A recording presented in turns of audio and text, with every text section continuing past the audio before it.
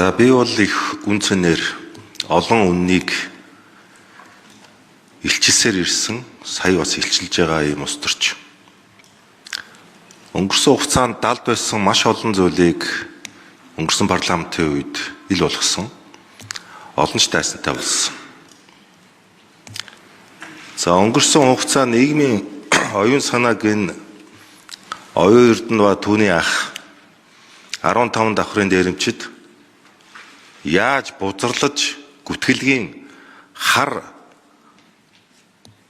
одоо ийм зохиолуудаар нийгмийн оюун санааг бузарлж байсан бэ гэдгийг нотлсон өдрүүд болж өнгөрсөн. Энд би өөрөө улсын ерөнхий сайд байсан. Манай намын дарга байсан. Ийм амьд тороол өөрөө байсан гэдэг. За гүйцэг хариулж.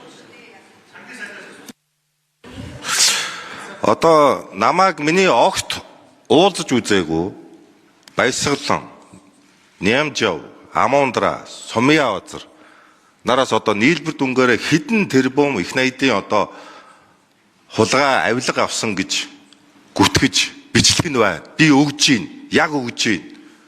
Тэр хүн юу ч өгөөгүй. Зохиолуудаа үргэлжлүүлсээр байгаа. Тэр хүн хуулийн байгууллагад ямар ч нотлох баримт өгөөгүй. Энийг яах гэж хийсэн бэ гэдг нь өнөөдөр харагдаж байгаа. Хууль зүйн сайдаас энх хоёрыг л буулгачвал амь гарах гэж байгаа юм шиг өөр санагдаж байгаа. Сүнсэн зайлцсан. Энд нь одоо манай Арцсан намынхан бас одоо бити тусалчаасаа гэж би үзэж байгаа. Засгийн газрыг, улсын их хурлыг арт түмэнтэй